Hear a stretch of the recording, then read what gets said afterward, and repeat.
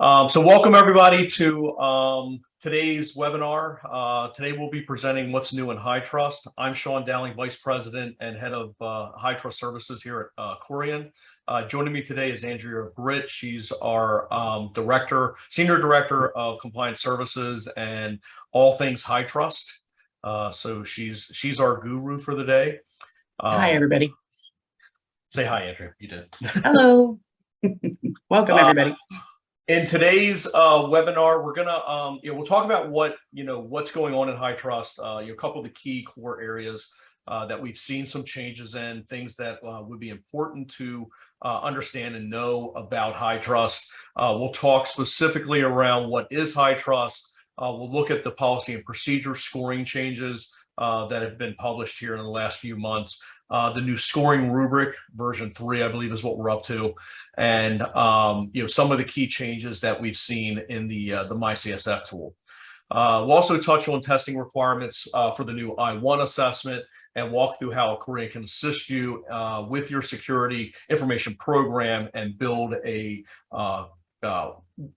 roadmap for you guys to get through the compliance standards, getting everything ready to go, and then ultimately getting to certification.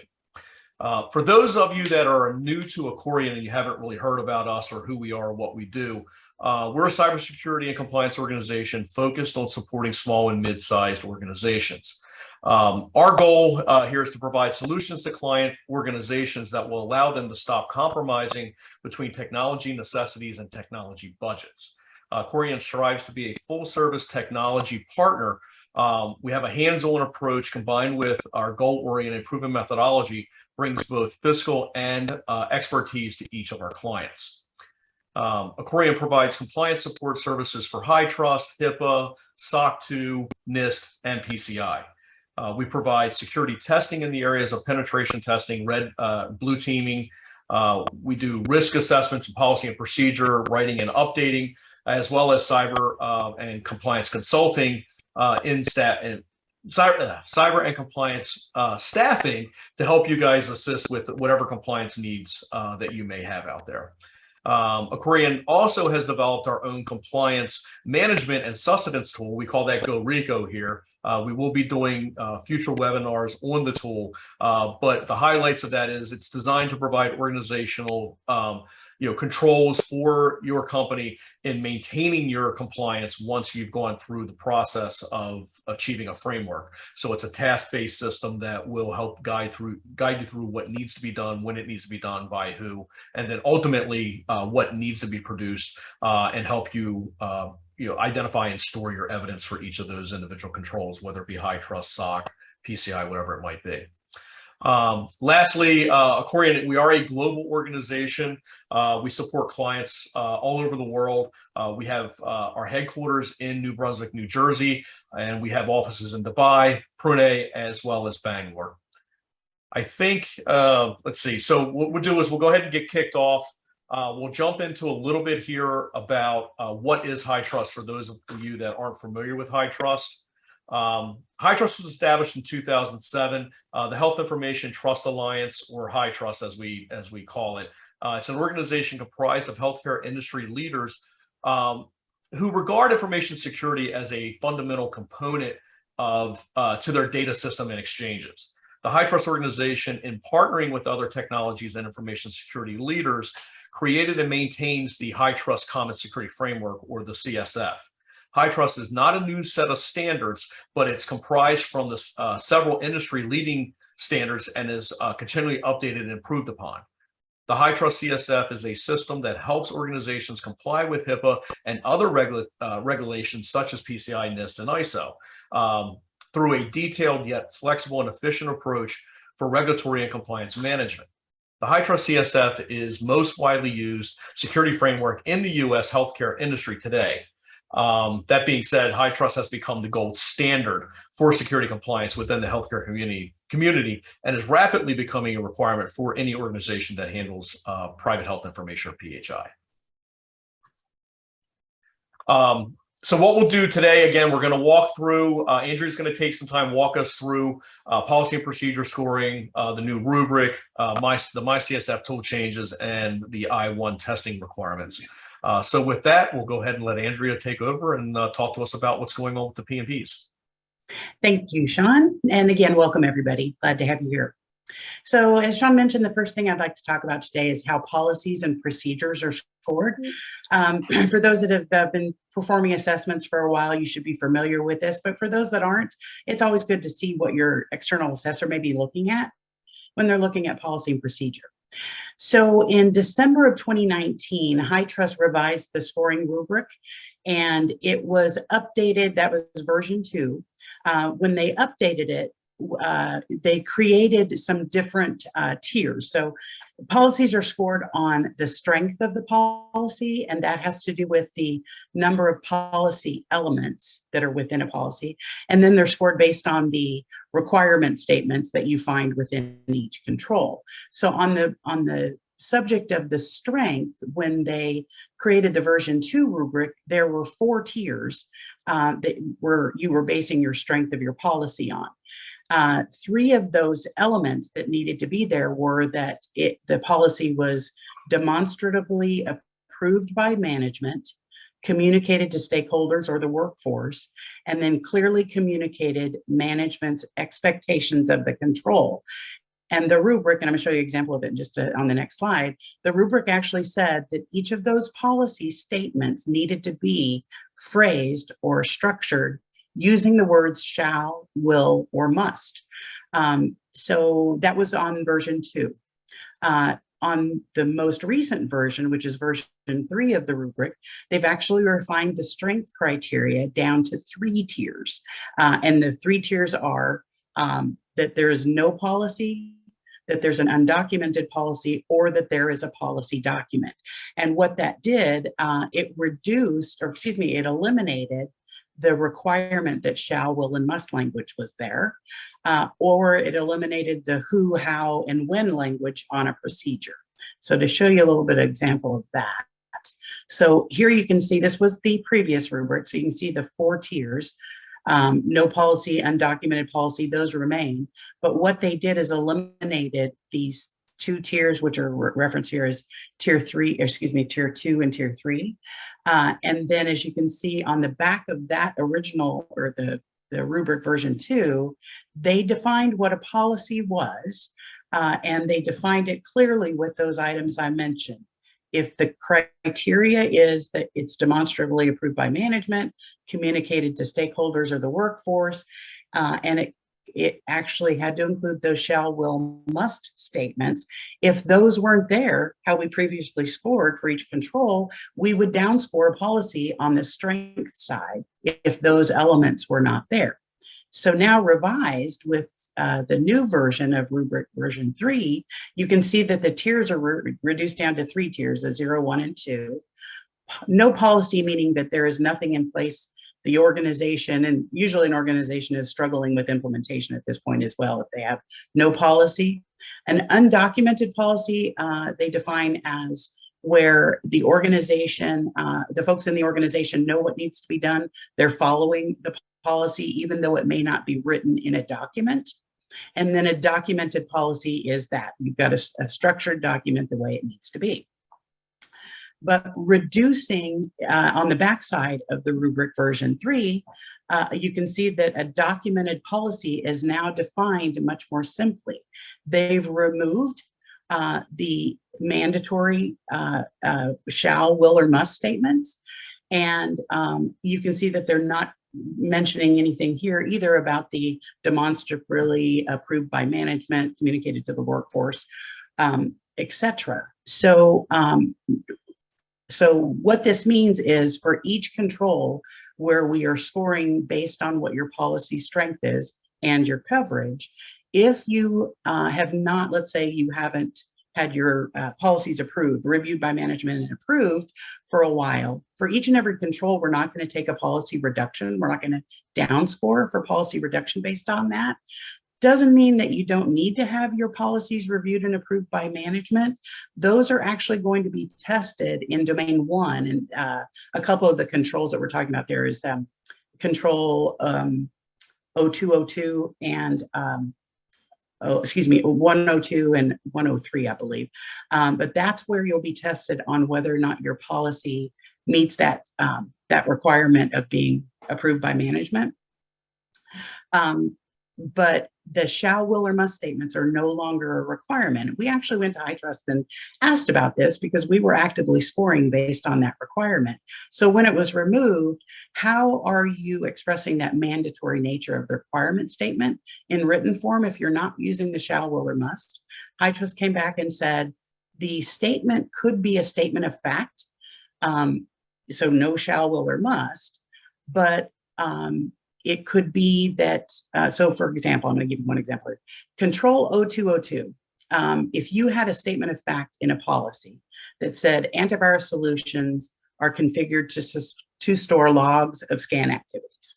So that's a statement of fact. That's not a XYZ company must configure to store logs and scan activities. It is a statement of fact. But what HITRUST said is because it's appearing in a documented, either a policy or a standard directive, or maybe even in a handbook, that is sufficient enough to make it a mandatory requirement of management.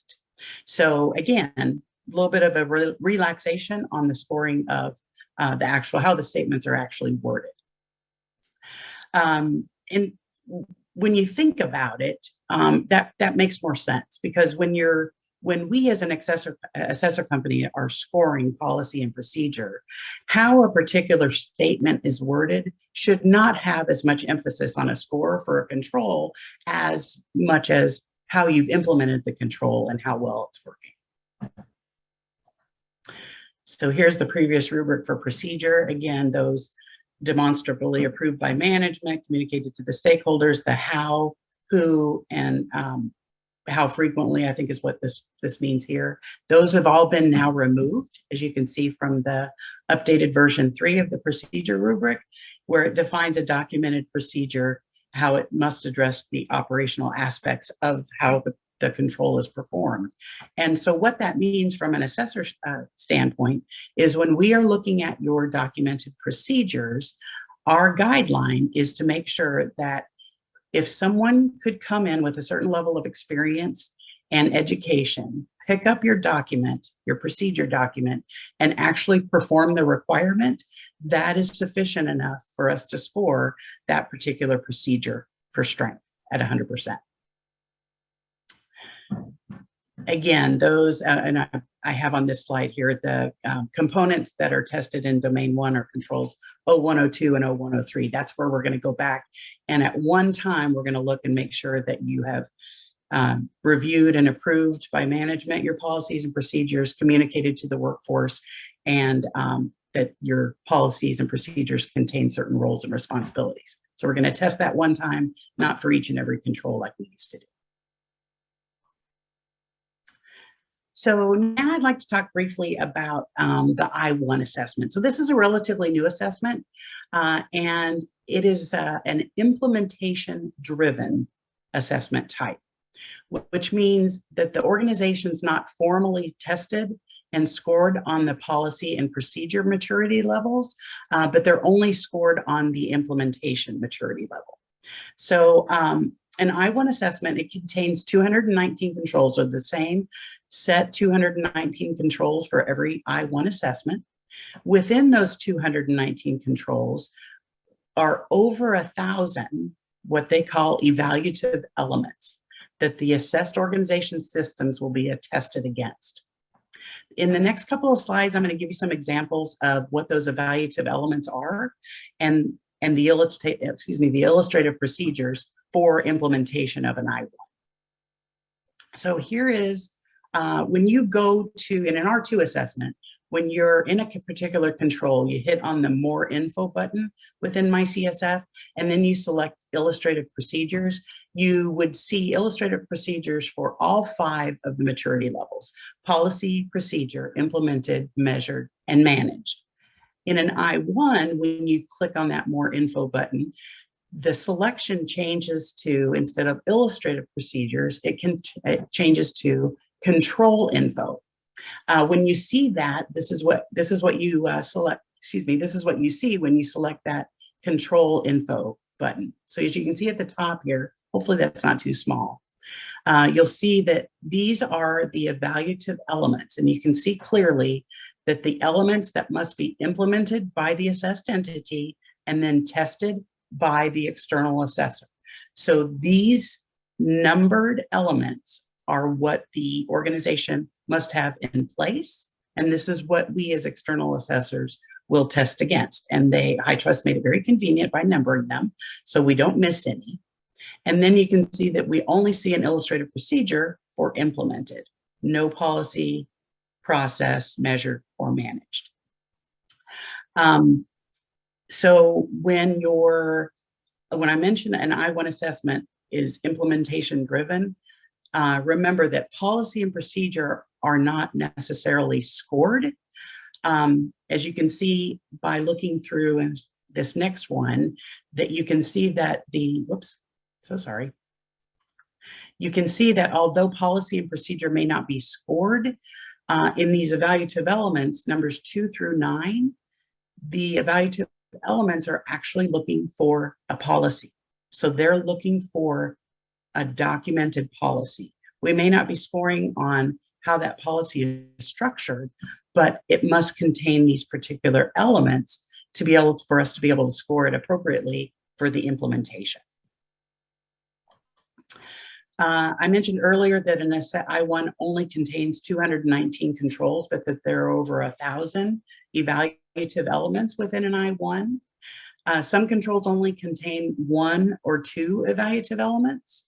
The one that we looked at the previous slide had 13 evaluative elements, but here's an example of a control with 28 evaluative elements. So you can see the level of detail of the required implementation, not only by the assessed organization, and then you also see how detailed the testing is for external assessors. So I don't want to scare anybody away from using an I-1 assessment if it meets the organization's needs. I just wanted to make sure we were setting some expectation about using this type of HITRUST assessment. Andrea, we have a question about, does HITRUST provide a different scoring rubric for the I-1 assessment versus the R2? They don't. The rubric is the same. You just eliminate the policy and procedure and score based on implemented. I didn't have a full set of I was just showing the policy and procedure. I can bring one up at the end of our presentation if someone wants to see that. Yep. So the last thing I wanted to mention about related to an I-1 is a carve-out opportunity. So this is the only HITRUST assessment where you can actually carve out any of your third-party network providers from your assessment. The advantages of doing that is that if a provider, say your cloud provider, doesn't participate in the HITRUST inheritance program, then you might want to consider carving them out of your I-1 assessment. Or if the provider has scored lower than 100 on some of their controls, if they are HITRUST certified, but some of their controls did not score 100%, you might want to consider carving them out. So we actually had a separate type of advantage that we could have used with a recent experience with one of our clients. Their cloud provider was HITRUST certified. They didn't participate in the HITRUST inheritance program, and the particular cloud provider was refusing to provide the full HITRUST report to their client, their customer, or our client. So we were struggling to try to figure out how we would test those controls where that cloud provider was truly fully responsible for our client's assessment of some particular controls. So we had determined that an I-1 may have been the best course of action for them. So we could exclude or carve out any control where 100% of that responsibility would have been the cloud provider's responsibility. You can then, within an I-1, you can then mark the control not applicable, and the justification is that the cloud provider, the third-party provider, was excluded from the assessment, and HITRUST fully accepts that within an I-1 assessment. Andrew, we have another question back to the rubric. Is the new Sure. rubric applicable to all active versions V9 in version 9 of the framework? Yes, the version 3 is the current rubric of record. Yeah, and I'll bring the full rubric up when we're done so we can talk about that if we need to during the question and answer period. It's happy to do that. All right. So moving on to some of the more recent changes within the MyCSF tool. These are really positive changes. Remember, if anybody's performed an assessment before, has been assessed before, there was a document that needed to be developed, and it was called the the overview and scope document. It contained a lot of elements about the organization, about the structure, about the framework, a lot of different things about how the organization was being assessed and how they were structured, their architecture, et cetera. That has been eliminated. No more overview and scope document. What HITRUST has done is within the MyCSF tool, and here's a screenshot of just one of the fields. They've created separate fields for each of those elements. And then if you click on this, it says hide guidance here, but there is provide guidance button, and then it opens up this blue area for each of those fields. And you can see it tells you exactly what they're looking for, what to put in there, what not to put in there. So it actually helps the organization kind of guide them through defining what it is HITRUST is looking for, because all of this information that an organization inputs into these fields, and this is in the the admin and scope section in the MyCSF tool, this information actually appears in the final HITRUST report. So you want to and HITRUST always wants to make sure that they're reviewing that consistently against what you're testing against, but more importantly for the organization, you want to make sure that all of the information you put here is true for your organization. So when someone picks up your HITRUST report or your HITRUST certification letter, all of this information is current and consistent with what you do.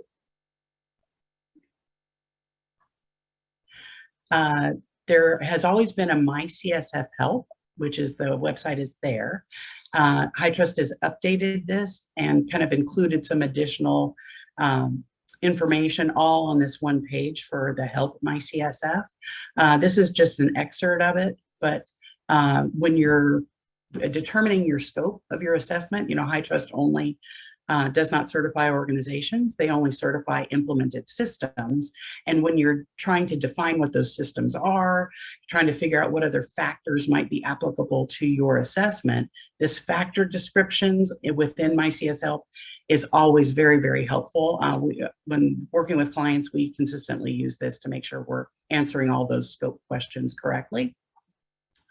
Not shown here, but is also on the MyCSF help page, is the glossary, which is also helpful throughout an entire assessment, but most helpful at the scoping stage as well. Another relatively new process is generating corrective action plans.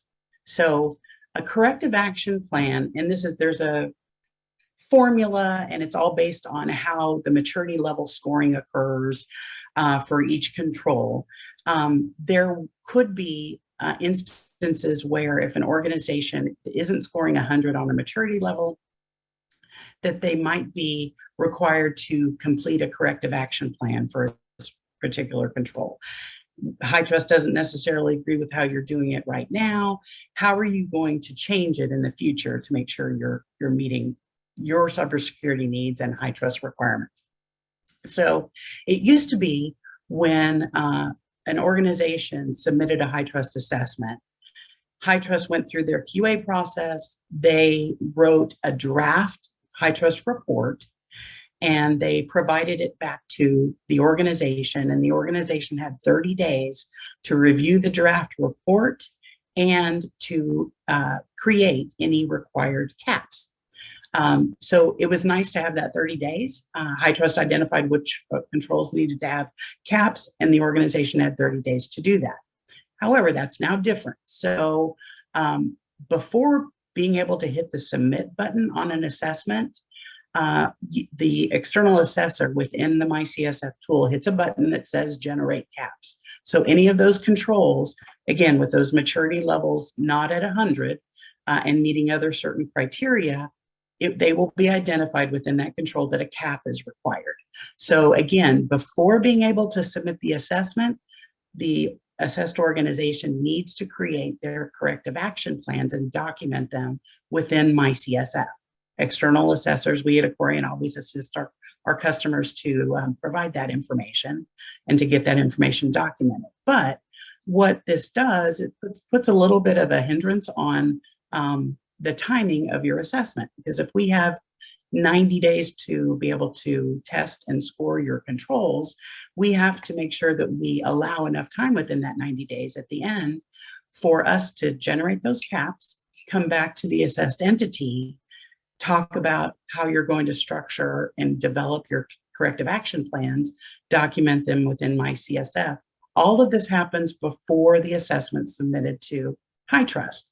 So a lot of times, some of our the small and medium-sized customers that we have, I'm generally talking to them as a lead assessor. I'm talking to the folks that are making decisions on what the corrective action is going to be.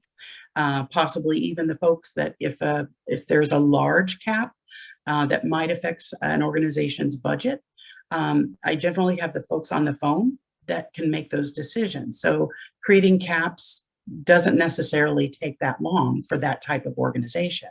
However, our larger clients, I may be talking to the head of IT, or I may be talking to just the person in charge of the project. So when we generate those caps, we may need to build in some extra time for that person or those folks to go back to different departments, go back to management.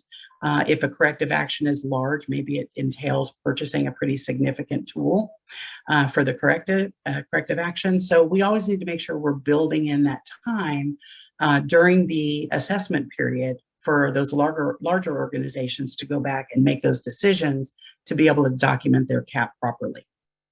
So it could have an impact on the timing for us and for the assessed entity. So the last item I wanted to talk about regarding changes in MyCSF is responding to HITRUST QA questions.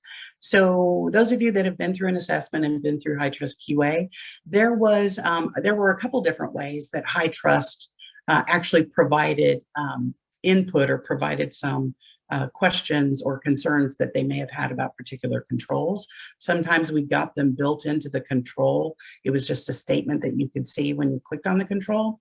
Other times, HITRUST would submit an Excel document to the assessed organization and the external assessor that contained any questions they had about certain controls and different maturity levels for those controls.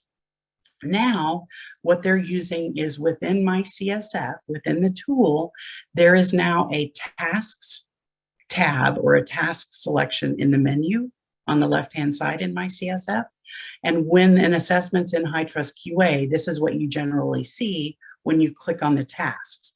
They're divided into, you can see they're assigned to either HITRUST, the assessed entity, or the external assessor. So it's very clear whose responsibility it is to resolve this particular QA question.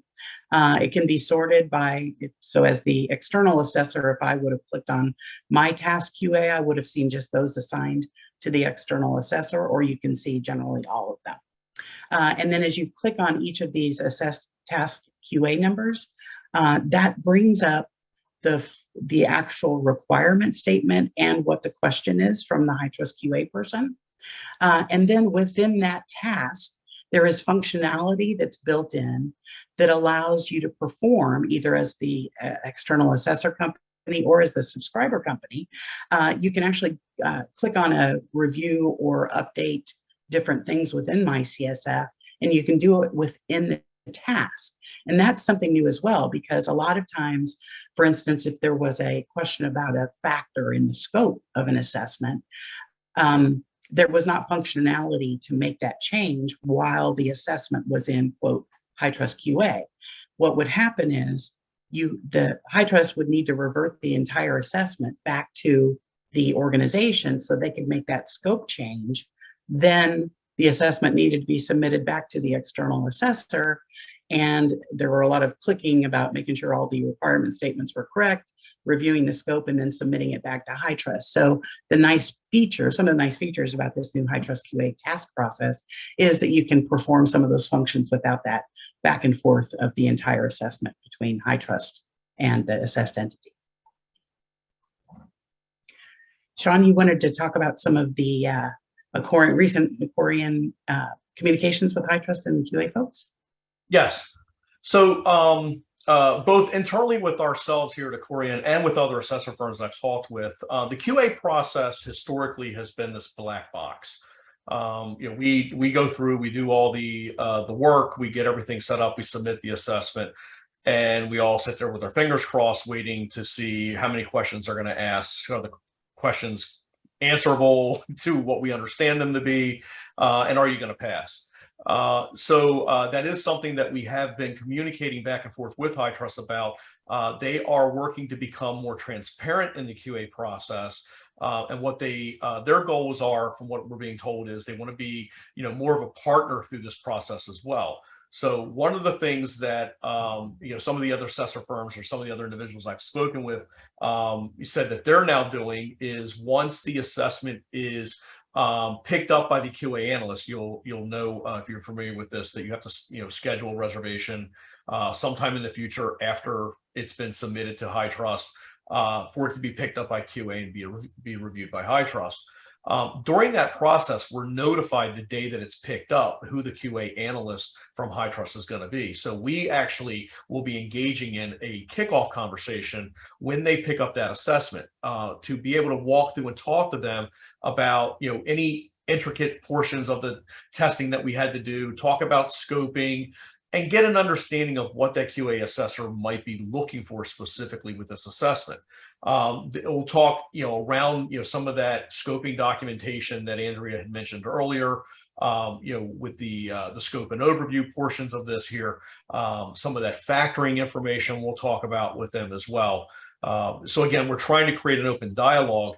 And even going back to what Andrea was talking about in the past, where they would, we would sit and wait for them to, either agree with what we said, or they'd send us a workbook or a spreadsheet.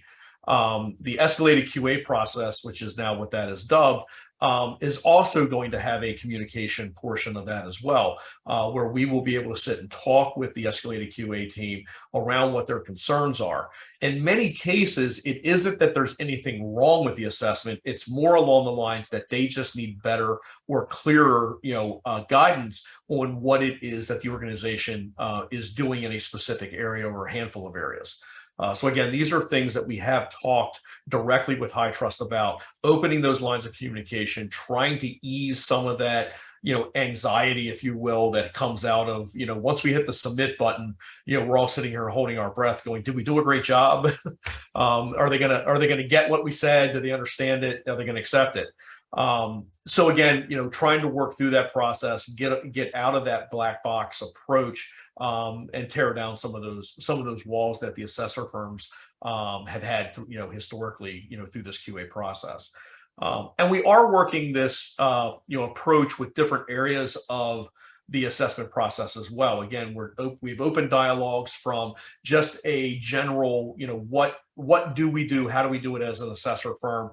We have quarterly meetings with account reps at HITRUST on some of these approaches. We have now open-ended access to the individuals that manage and run the QA side of the house. What are they going to be looking for from a testing perspective? Any additional guidance that they can provide us on how to test certain things. So these are core things that that we feel as an assessor are definitely going to improve our ability to submit a quality assessment to HITRUST and be able to hopefully get through the QA process and get the assessment into certification sooner. So those are a couple of the key areas that we're working on. We are working with HITRUST on being able to communicate this out, not just for us. As Accorian, yes, we're the greatest assessor firm in the world. We know this. Just ask us, we'll tell you. But we do want to share this information with other firms, and again, the quality of the assessments are going to help the overall community dealing with this, to make sure that these things are valuable. We are addressing common concerns that we're seeing amongst different organizations and different assessor firms as well. So there's a lot more communication taking place these days. So that's kind of all I wanted to add there. Yeah. And I can tell you one thing I just had about the QA folks on the HITRUST side, the analysts, they are very excited about this, because I've recently spoken with 2 of them that have been recently assigned to a couple of our assessments. They are all for being able to communicate with the assessor firms when an assessment's in HITRUST QA. they know that the dialogue helps. So they're very excited about it as well. Yeah, and some of the feedback I got back was even along the lines, they're excited about it because they're looking for continuity as well. They want to make sure they're saying the same thing when they're answering similar questions with different firms, different assessments, things like that.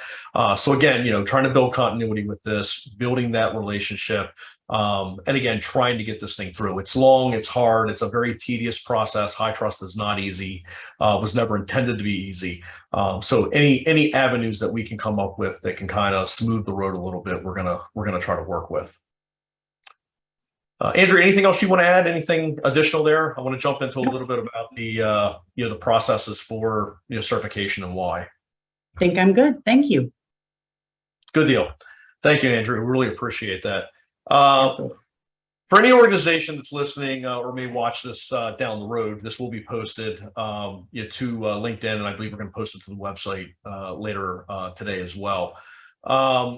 If you're new to HITRUST or just security compliance as a whole, a couple of things that we want to make sure organizations understand when you call us about getting into a type of framework certification process. There's key things that we're going to be looking for, and asking you guys questions. There's also benefits that you guys will get out of that. Obviously, the first question is we're gonna ask you is what certification track or tracks do you want to take a look at? Is it a HITRUST, ISO, SOC, NIST, whatever it might be? You need testing, whatever, all that fun stuff I mentioned early on that we do. We'll sit there and work with you guys and help you guys build, a roadmap or a plan to get there. We'll do an assessment up front about, where you sit today. We call that our discovery process, and it's essentially a gap assessment.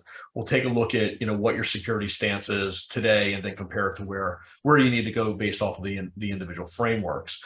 But some of the key areas we want to look at, obviously the table stakes, that are implied with security certification and attestation. Many of the SaaS and MSPs out there, they're starting to realize, hey, there's value in this stuff. A lot of organizations are being, required by their customers and provider organizations to go through a certification process to get there. So again, we'll work with you on determining, do you have to do this? Is it a nice to have? Should you do this? Or hey, you might as well start building for it because, we've got some inside trader information and we know it's coming for you. The other side of it from a benefit perspective, builds trust and improves security. Obviously, the key thing here is, and our number one goal, we talk about this with all of our engagements.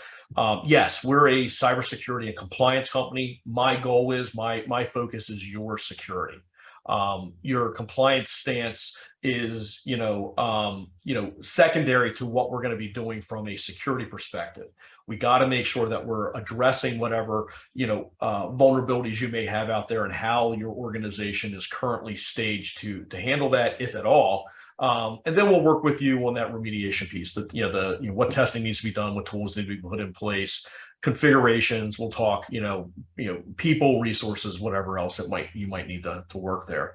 Some of the key things, especially with HITRUST, that we've seen is accelerated market growth here. Organizations that do go through this process become a more viable prospect, vendor, or client to some of the larger provider organizations, and even some of the smaller third parties. I mean, you'll have to be working with those organizations as well to maybe do some of your data analytics or some of your interoperability, exchange stuff, things along those lines. So again, your security stance is going to be key, and then you can start dictating out to those third parties what they need to be doing. And then the other big thing is that continuous improvement program. And this is really where a lot of small to medium-sized organizations fall short. You work very hard to get there. You get the certification. You do all this. You put all this time and money into it, and then you realize, wait a minute. 2 days after I've submitted and got my cert, I've got to start again to maintain this, and it's just an ongoing cycle. So I mentioned earlier, we have an in-house tool that we've developed that we can offer up demos to organizations for to work with you on that ongoing sustenance portion and that task management portion of maintaining your compliance as well as improving your security stance. So we want to, not only just sit there and check the boxes. Did I do this? Did I run that scan? Did I check this report? Did I hold that meeting? We also want to say, what are you doing to improve this? Out of those scans, what did we find? Out of those reports, what improvements have you put in place? Do you even know what improvements need to be put in place? So that's a lot of that consultancy side that, we can help you guys work with through your roadmap. And then also, be able to help you guys figure out, again, what that path's going to look like. In most situations, depending on where organizations are in their security program, the maturity of their security program, this isn't a one and done deal. We're looking at organizations to come in. We'll work with them from that discovery point, but we're putting together a 3, 5, 7, 10-year plan with you guys, and we plan to be there with you on that. That's why we work so hard to utilize our competitive pricing, our offshore capabilities, things like that, to make sure that we are affordable to build you guys a virtual security program and compliance maintenance program for the long term. So we really want to make sure that you guys are clear on what that is. We understand what those checkpoints are going to be down that road to get to you a HITRUST certification and things like that. And as I was going to say, most of the organizations we deal with, if you're coming in from the very beginning, this is anywhere from 6, 12, 18, 24 months before we get to a certification stance. And again, it all depends on where your organization is with their security maturity. But again, we're going to be the guys that can sit there and tell you, do this, do it this way, and we'll get you there. So I think, for the most part, from where we stand today with the changes, HITRUST is making a lot of changes throughout the life cycle of their tools. The I-1 being rolled out earlier this year. We do know that there's going to be modifications to the I-1 that will be rolled out sometime. We're anticipating Q1, Q2 timeframe next year. And again, the I-1 is a little different than the R2, and we'll, if anybody has questions on what that means, we'll sit and spend time to walk you through what is best for you guys, what looks best for your current situation. But an I-1 is it's complicated as well. It's not easier. It's a different type of certification. It does remove the requirement for policy and procedure, as Andrea has talked about. But for the most part, there is still points given for having some policy and procedures in place there. But we are focusing on the implementation side of the house. And then, where do you guys fit with, your organization fit with a true R2? Maybe it's a R1 or an I-1 year one. Then we get you into an R2 track. We'll look at costing and effort and things like that as well. So a lot of things out there, that are coming. There's some other anticipated changes to HITRUST and the MyCSF tool as well that we'll share again once HITRUST makes those available to us. This is the time for the question and answer. We answered some of the questions as they came in.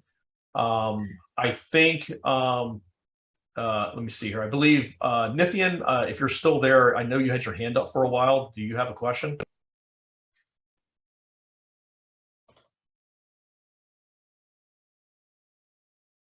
Okay, well, you can always send it to us later.